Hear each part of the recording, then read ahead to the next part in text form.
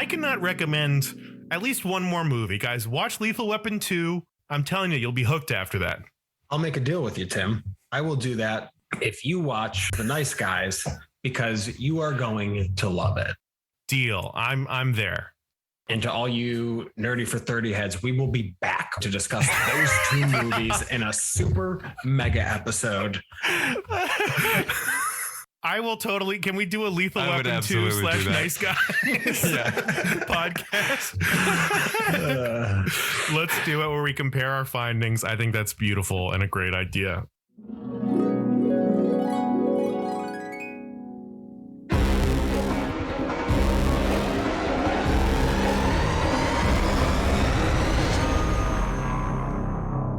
Ladies and gentlemen, hello and welcome to Nerdy for 30, the podcast where we talk about nerdy-ish things for 30-ish minutes. Today, we are talking about The Nice Guys. We're doing it. This is the first part of our two-part expose on The Nice Guys and Lethal Weapon 2 conspiracy. Michael B. Breen dropping a bombshell last year saying that Shane Black keeps recycling the same movie over and over and selling it to Hollywood. Look, it's explosive, and we're going to cover it here today. My name is Kevin Bauer. With me, as always, is my faithful co-host, Tim Keck. Yeah. I'm here. Coming in strong. I'll tell you what, you never normally let me say anything here. You normally just go right to the guests, so I was caught off guard. Let you say anything. I just like it when you do it. I just like when you're in control. I respond to that. I have to go. I can't be here for this. Oh my God. No, Breen, you know what? This is your problem now. With us is the person that started this whole thing. He's back. It's Michael B. Breen. Mike, how you doing? I'm doing good. I want to say I have almost no memory of saying that last week. It's all I've thought about for a year. You're doing both of these, but I was like, sure. And it's not because I'm too busy. I just have a terrible memory. I remember us discussing The Nice Guys because Tim had refused to watch it for years out of, I think, spite. I don't want to talk for you, but I think that was a big part of it. You didn't want me to have the satisfaction. Yeah, I've thought about this a lot since you did it. It's meant the world to me. I almost watched Nice Guys like right away, but I was like, no, I'm going to wait a full year to watch this movie. So it is fresh and ripe right before we do the pod, right before we record. I'm so excited. We made this deal, this agreement. You get to watch Lethal Weapon 2, which is amazing and wonderful. And I was burdened with the fucking shitty responsibility of watching the fuckfest pile of crap that is The Nice Guys. This movie fucking sucked. It blows. Oh, no. I hated it. I did not enjoy a single second of it. I don't know what was going on. It has nothing to do with Lethal Weapon. I get that there are like tangential story pieces. These characters are bad. Ryan Gosling is unwatchable. The plot makes no sense. It is just gibberish. They're just constantly saying gibberish. It is nonsense.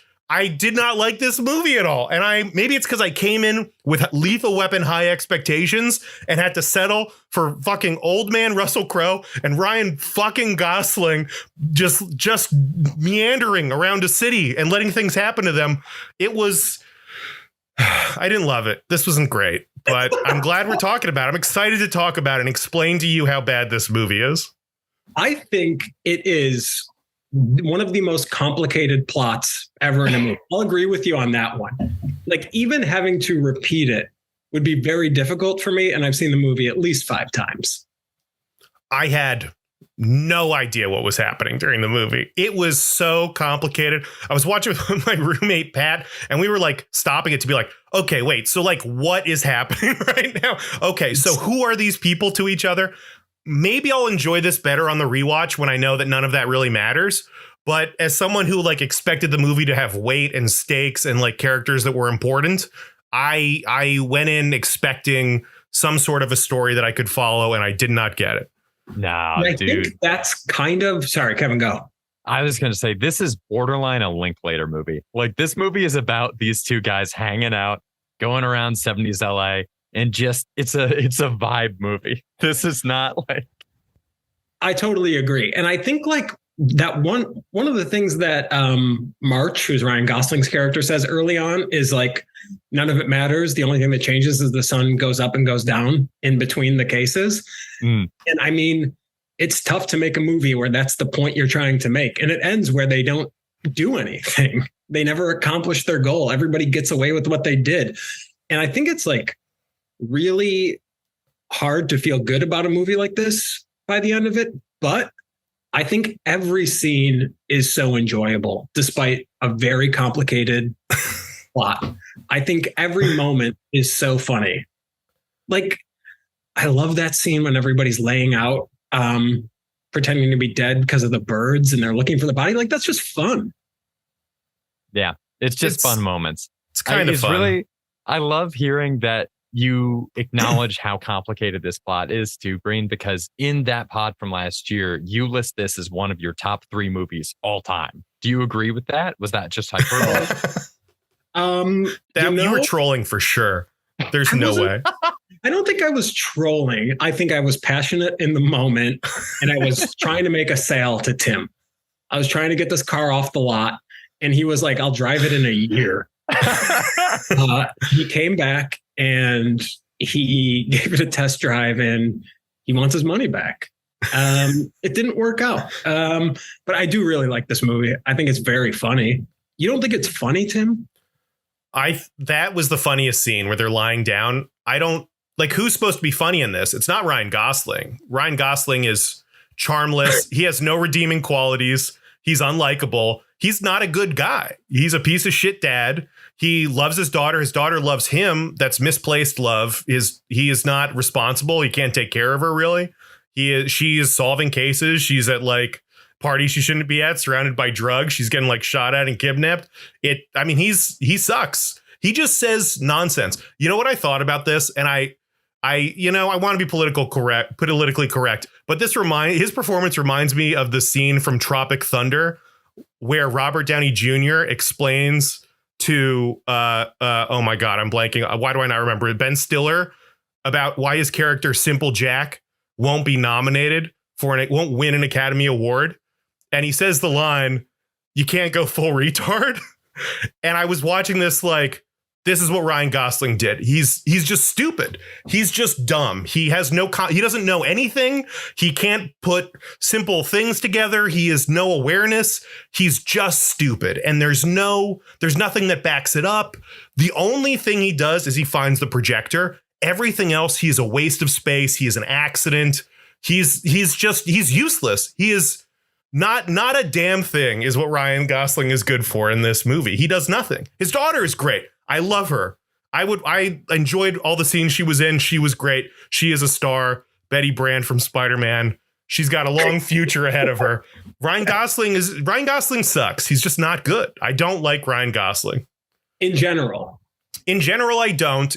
I think one of the arguments was you're like, you got to see The Nice Guys. I haven't seen Love Actually or whatever. What's the one that he's in with like Emma Stone? Oh, Crazy Stupid Love. Yeah, I haven't seen Crazy Stupid Love. So maybe we'll do that next year. Lethal Weapon 3 and Crazy Stupid Love. So I can keep trying to like Ryan Gosling. God. But I don't. Folks, December 7th, 2023, doing Crazy Stupid Love and Lethal Weapon 3. We're going to get Tim on this. I don't like him. I don't like this character. This character is stupid. He is just stupid. There is nothing good about him. His wife died, and he's got this pain in the ass. Probably daughter. To get away from him. This guy sucks. I think that daughter's a huge pain in the ass. She's a thorn in his side. I think she slows him down every step of the way. And he's around. Always sticking her nose into his business. I get it. He's emasculated. He can't do anything. He's a tragic figure. But seriously, you don't like the clowning aspect. I mean, there's so much physical comedy in this, and you're like, that's not for me. No, I just wish it had. Let's compare and contrast with Lethal Weapon, right? I feel like Martin Riggs in that is like comical. He is goofy, but then there are moments where he is grounded and he is ultimately good at his job and he has things he cares about that like make him a real human being. Ryan Gosling, this is not a real person. He is just an idiot. He's just an idiot. He's a dummy. He doesn't. The only way he gets anything done at all in life is because his daughter is smarter than him, which is a trope that I love, but it is overplayed. It's in everything, right? Well, didn't we just talk about a movie with this, Kevin? What was well, whatever. But yeah, it just I don't know. I don't think it's I don't like it either. I think it's Russell Crowe's, and he kind of serves as the comedic relief idiot sidekick character. I don't think it's his story, and I think that's why he can kind of get away with just being comedic relief. Sure, but then if you look at Lethal Weapon as the story of Martin Riggs, right, and then Roger Murtaugh and his family are there to support him. Roger's fun. I mean, he's funny, but he plays a different role in that, right? Like, he's a real person. Martin Riggs is a real person. These are real human beings who are having a real connection, like actually bonding about stuff. I don't know why these guys are friends. At the end of the movie, they're like opening a business together. And it's like, you guys didn't do anything. Everyone you tried to protect died. You're bad at your jobs. You're not nice to anybody. So why are you opening a business together called The Nice Guy? It doesn't even seem like you guys are friends. Like, what have you bonded over? Just you both suck at this? There's nothing there. I mean, Russell Crowe is the protagonist, I think. But honestly, the daughter's probably the protagonist. I mean, she's the only one who gives a shit about anything in this movie. Nobody else seems to care. I mean, Russell Crowe at least has morals, and Russell Crowe is a character, and Ryan Gosling is a waste of space. I cannot believe how much you hate Ryan Gosling. Yeah, this it's is fascinating to me. This is only added fuel to the fire. There's nothing. It's just real dislike. I'm sure he could be an okay person. He's probably a giant piece of shit in real life. I don't know. Fuck him. I don't want to see him in anything ever again. I think, okay, so there's two things I want to do here. First off is I want to defend the character of March, but also I want to dive in a little bit to this hatred of Ryan Gosling, because I feel like you're coming at him. I'm going to do that first. I feel like you're coming at Ryan Gosling wrong. Tim, I think you think Ryan Gosling is like a cool guy that's being sold to you as a cool guy and is supposed to be a through and through cool guy. Ryan Gosling is a fucking dork who a couple years ago started getting put in cool guy roles. Like, I think pretty much from Drive Forward, people were like, oh, Ryan Gosling's ripped now. He's got to do like action guy roles, which is why he works really well for me in this. Because I feel like this is the closest chance that he's had to be in one of those roles that's stereotypically a cool guy, but show that that is not who he is as a person. Who Ryan Gosling is as a person is like Lars and the Real Girl.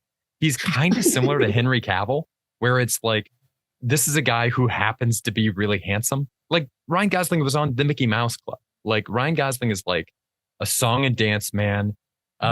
He is, oh God, what was the other one? I mean, La La Land is probably like really close to like a quintessential Ryan Gosling role at this point, like his role in that. But I feel like for some reason you're coming at him as though, because of things like The Gray Man, you're coming at Ryan Gosling thinking like he's being told to you as an action star. He not an action star. Listen, he doesn't. We've talked about my quadrants before when it comes to male actors, right? I've got three quadrants, right? They're a good actor. He is not. They are a badass kick butt action hero. He is not. They are funny. He is not. He doesn't do a damn thing for me. I'm sorry. He doesn't do anything. I've never watched anything and been like, wow, he's such a good actor. Wow, he's blowing me off the screen. He's not funny.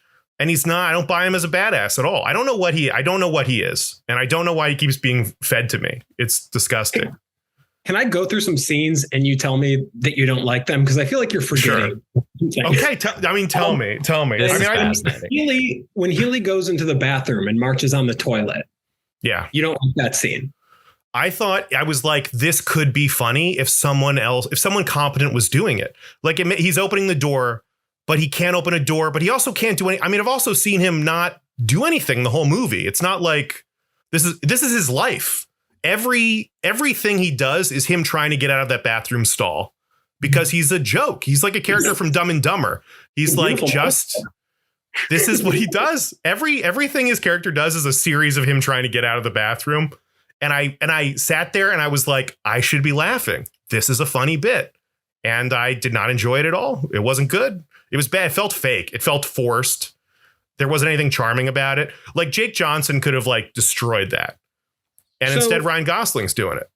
So your big problem with the movie is Ryan Gosling comedically does not do it for you. He doesn't do anything for me. I mean, I also think I have other problems with the movie. The dialogue is just crazy. There's no stakes. I mean, there is no tension. These aren't real people. He is just a buffoon floating around. He just really doesn't have anything. He has nothing. He has nothing he cares about. It's just all. There's nothing to hold on to in this. I guess I think I also went in with like, you compared this to Lethal Weapon, and I was like, Lethal Weapon at the end of the day, it is funny, but then it walks the line, I think, really well. And I'm biased because this is just my favorite movie I've seen a million times growing up, but it walks the line of like serious and comedy, I think, really well, like ideally for like an action comedy. And this didn't. It didn't walk. It just kind of ran back and forth wherever it wanted. Was nothing. Ryan Gosling is not funny. He can't deliver any of this stuff. And the writing isn't doing him any favors. The character isn't. It's crazy. I disagree, but I'm not going to convince you. So I'm going to just kind of. But there's other things to talk about. Like, I think Shane Black like plays with the form really well sometimes. Like the gun in the ankle bit. Ryan Gosling thinks there's a gun in Russell Crowe's ankle because he dreamt it and forgot it was a dream, I think is so funny. Oh, I didn't even realize that was part of it. I thought I was like, oh, Russell Crowe is like, why are you betraying us right now? Like, I'm going to go for my gun. And he's just like ratting him out. But yeah, that was just a dream because there's a random dream sequence in it. I mean, that's cool. It's cool that Shane Black does this stuff. It's cool that like they do that thing. But I was just tired watching Ryan Gosling do this. I don't know.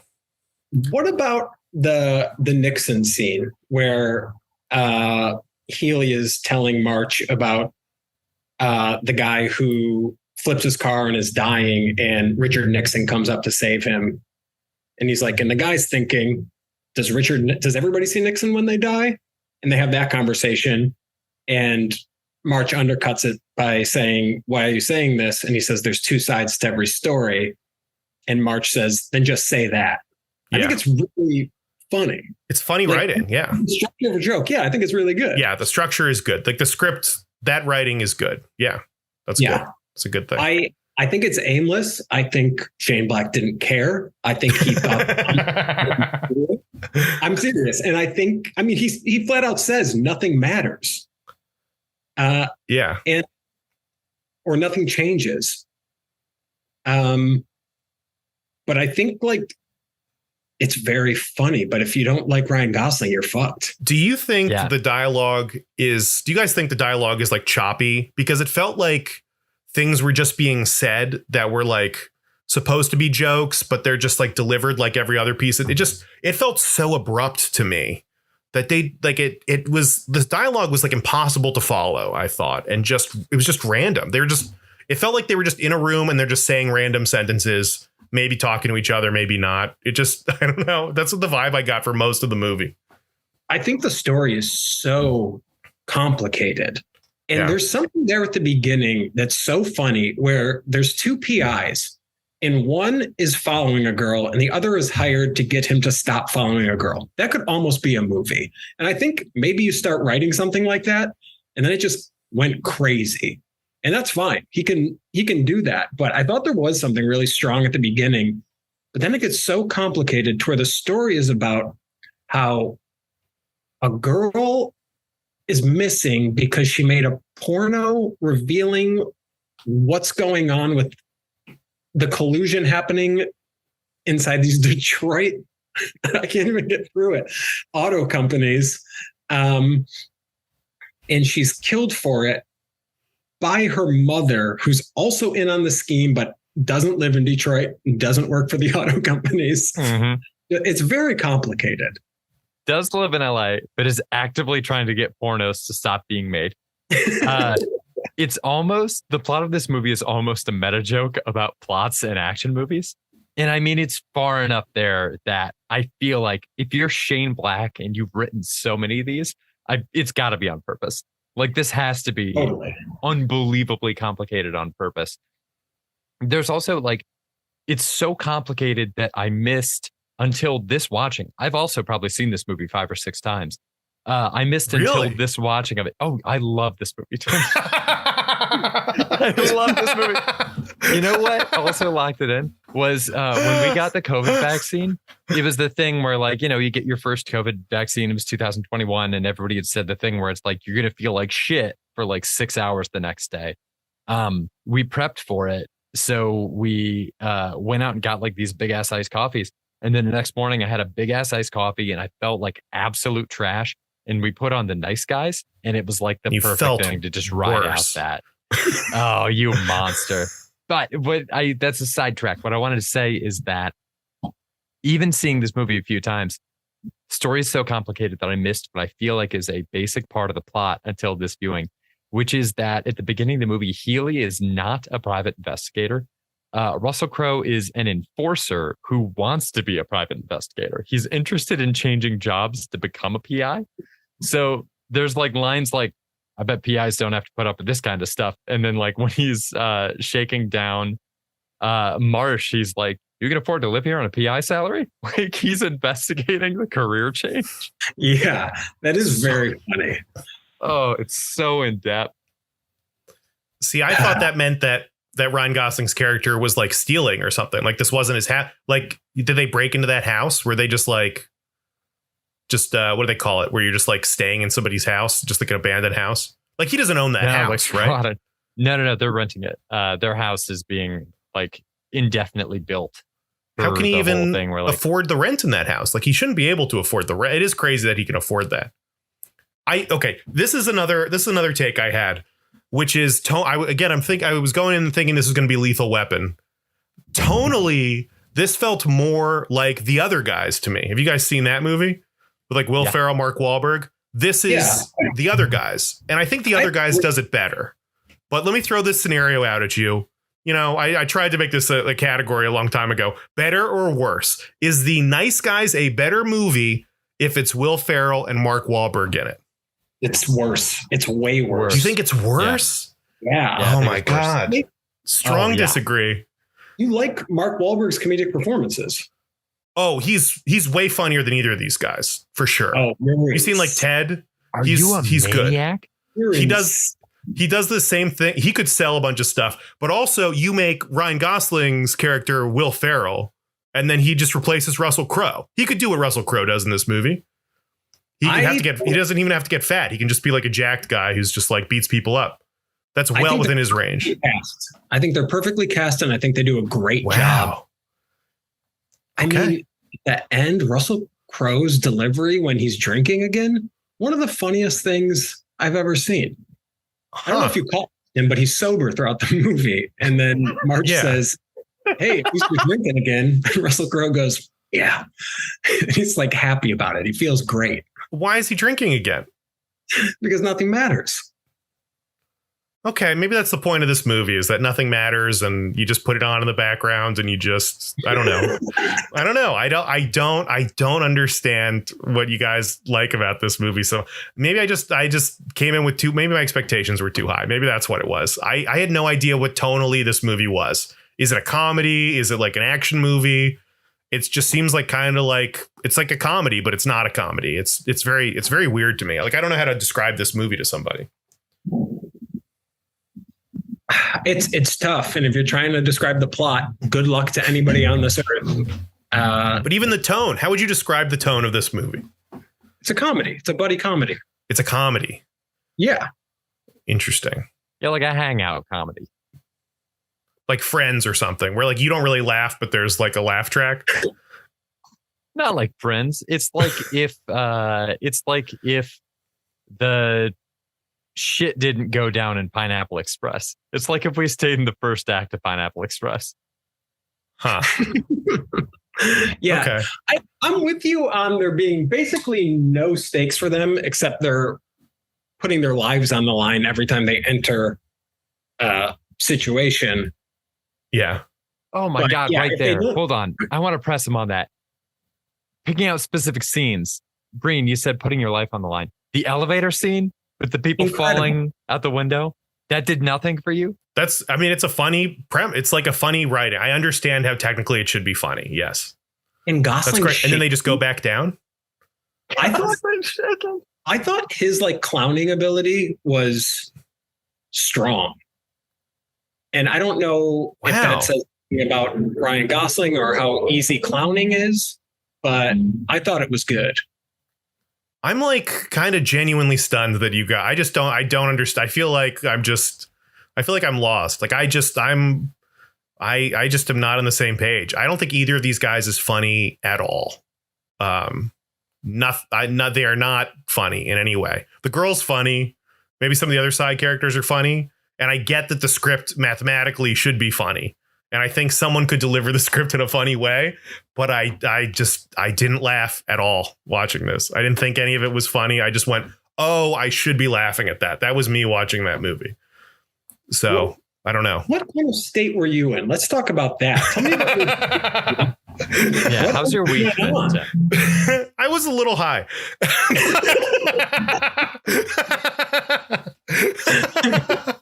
Yeah, this is that's a thing that you're not going to follow this movie high. But I was like excited to see something. I wanted this to be good. I really wanted to like this. And I just had no idea. I mean, I'll have to rewatch it because you guys are so insistent on it. Like I'll have to rewatch it and just like see if I can figure this out. But it's like a weird puzzle. On 2023, December 7th, we're talking about Crazy Stupid Love, Lethal Weapon 3, and The Nice Guys again. We'll do a Nice Guys / Love is Blind or whatever that show's called, and we'll combine that. We'll just do a Ryan Gosling episode. I'll watch whatever you guys want in preparation of it, and then we'll hash it out. Dude, please. Yeah, that sounds great. Wait, does anybody have any other takeaways from this movie other than that I hate Ryan Gosling? No, I think it's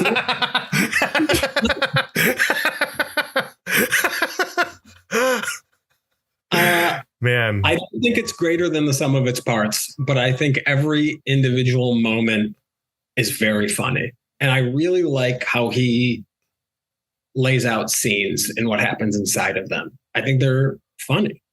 Interesting. Yeah. Yeah, I'm with Breen. I think every individual piece of this kind of like it may succeed or fail, but overall, as a whole, I love it so much. I recognize that there are things that could be tightened maybe, but I think that tightening would come at the expense of what they ended up finding with this. And I think it's really unique for what it is. And I'm going to keep watching it. I bought it on Apple. I have this thing. Like, I'm going to keep watching this thing because I love Ryan Gosling that much. It's on Netflix. They're just giving this thing away. They're just like hoping somebody watches this movie. They would love for somebody. You don't have to pay. You shouldn't pay for this movie. I wouldn't encourage anyone to. They're just trying to educate the masses. They need more people to see it. I have a question, Tim. Have you ever gone this hard on a movie in the podcast before? I must have, right? We've also watched other Ryan Gosling movies. So yeah, I definitely have. The hardest I think you've ever gone, Tim, was in her Obi-Wan Kenobi episode. We had Spencer as a guest. Tim went for probably 20 minutes of the half hour, uninterrupted rant about how terrible Kenobi was. And Spencer looked like someone pissed in his ice cream.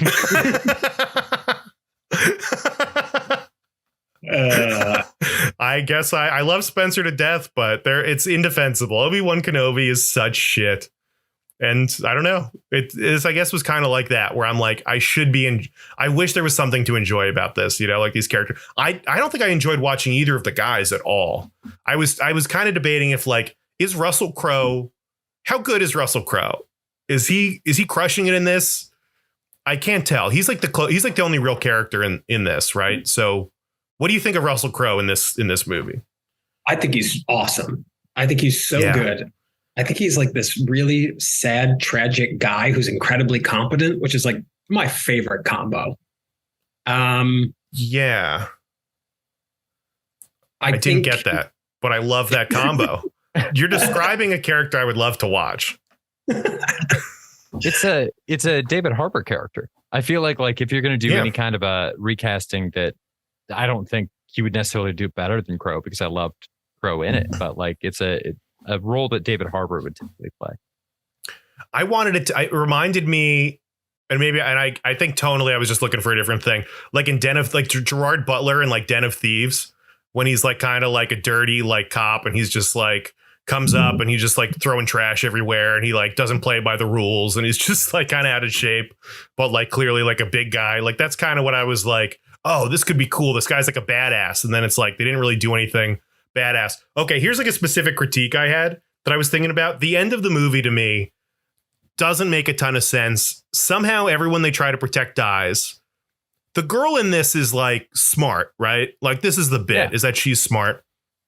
At the end of the movie, she is cornered by a woman in the projection room and she throws a projection, like a reel of film, out the window. And I was like, oh, there's no way that's the real film. Right? Because this girl's smarter than everybody. She outsmarted another adult. She threw a fake one. She knows what's at stake. She wouldn't just throw something into a fire like that. And then it turns out, no, that's actually the film that it was. And I was like, I was just baffled by that for whatever reason. I was like, this is you broke the game. So what? Ryan Gosling could roll around on the ground with this film. It's the real film. I was like stunned it was the real film. I was like, where's the other thing? That kind of supports my point of view, which is she's a menace. She's useless. She thinks she's helping. She never actually is. She's pointing out obvious shit. She's running around and she's critiquing people, but she has no influence. She's the only one investigating. She's like asking people like about this girl. She's like finding things out. She finds the missing girl, and if the guys had kept her safe, she wouldn't have died. But also that she just dies at the end of the movie. Not even at the end. They're just like third act. They're just like, okay, well, she's also going to die now. They just the car just drives up to her when she walks out and they just kill her. I was like, okay, what is so it's over. There's nothing else to do here. But I think you have to because of the true story aspect of it. It's a real story. No. This is a real story. But that's the thing, Tim. You believed it because this is a realistic take on all this stuff. I was shocked. We were talking about in Lethal Weapon. In Lethal Weapon last year, the pod that started all this, you were talking about how Martin Riggs is like, you even brought it up at the beginning of this. You said he's like an anime protagonist where he's like a goofball, but then when shit hits the fan, he shows that he has the power to protect everyone. Right. That's not how real people are. If Mark's just a fuck up, he's going to be a fuck up the whole time. Yeah. That's what I love about him. That's why, dude, Ryan Gosling in this movie is, in my opinion, the perfect template for a live action Hawkeye in the Avengers, where it's like, this is exactly what this guy should be doing. No way. Yeah. Hawkeye's good at his job.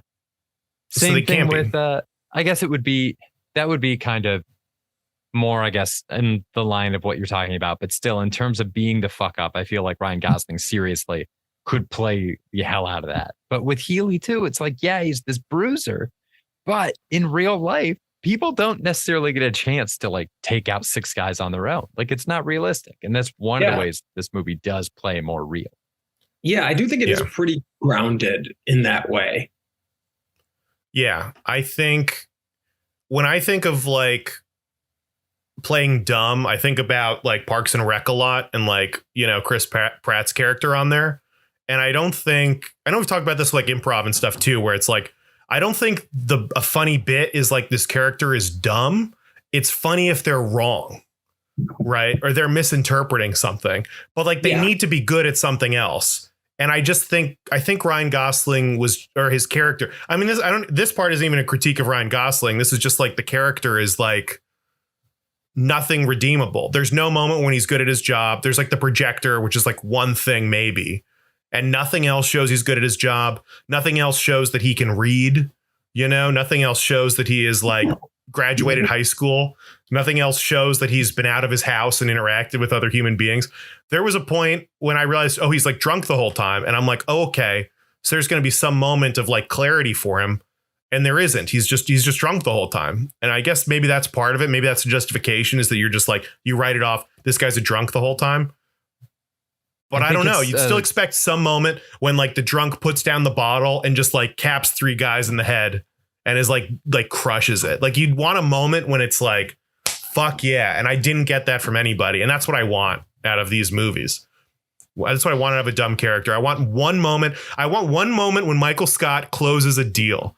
You know, I want one scene when like all the people go out and are great at sales. I want people to be good at their jobs, or at least competent. They need to be good at anything. And I didn't feel like they were at all. Maybe that's the thing, though, is that Ryan Gosling's less dumb and he's more just unlucky. So like when he's shaving his beard with the electric razor in his car in the beginning, he's just a subversion of like PI tropes, right? Like he's never allowed to be smooth. He's never allowed to be suave. He tries to be, and it fails because it's real. Like, yeah, he's not a cool guy. Okay, we're going to talk Lethal Weapon 2 after this. Is there anything that we want to get out on the Nice Guys pod? You know, comparing the two movies, comparing Lethal Weapon. You guys have now seen 1 and 2. Is there any real crossover between these movies? Is there anything that like, I don't know. What comparisons can we actually make? Did you guys have any takeaways where you're just like, oh, okay, this is Shane Black doing this thing? Are these connected at all? I think like in his writing, it's always guy down on his luck. Wife is usually dead. And there's always some, I think what I like about this more than Lethal Weapon 2 is that like we kind of see the pieces fall into place as it goes on, where like we're still guessing by the end of the movie. But with Lethal Weapon 2, they're like, here are the bad guys. Here's what they're doing. We're going at them straight away, whole time. No twist here. We're gonna hang out in their house, and they're basically gonna say they hate each other, and then we're just gonna play it out. So I think there's like something to be said for like the mystery and things slowly unraveling instead of just being told this is what this is going to be. Yeah, and sure. I think Shane Black grew in that way with this movie, but came up short in other areas. For you, Tim. For me personally, I'll text him. We go way back. I've been a fan forever. Kevin, what do you think? Are these guys similar at all? No, but the biggest similarity I caught is that Shane Black movies all have topless woman that also dies. Yes. It's a lot of dead topless women. That's a staple for sure. Topless women, and then also a dying topless woman. And then Lethal Weapon 2, topless woman that then dies. It's a big intersection. Okay. I've got a great Shane Black story. That's a teaser. I'm telling it on the next pod. Ooh, I love it. I can't wait. Let's just get into Lethal Weapon 2. Let's wrap this up and get into the good stuff. In my opinion, we'll see. Music we'll see what people say. Ladies and gentlemen, when we are just started, we're going to be back here next Thursday talking about Lethal Weapon 2, maybe making a couple more comparisons to the Nice Guys. We'll see if Tim can think about it anymore. Thank you so much for listening. Breen, thank you so much for being here. Till next week, stay nerdy, everybody. Stay Bye. Nerdy. Thanks, Mike. Also, Tim, on the note of us being opposite on Nice Guys and you going hard on Obi-Wan, I feel like another thing that exemplifies that is this is an Obi-Wan action figure from the show. I have never seen that outfit before in my life. Did he wear that at any point during the show? You didn't fucking watch it. I did watch it. When was he dressed like that? That was like for a while he was like, it's his most handsome outfit. He looks so handsome. Why did you get that? Did somebody give it to you? He looks so handsome. You bought it because he's hot? Oh my God, he's the hottest. Jeez. Whatever.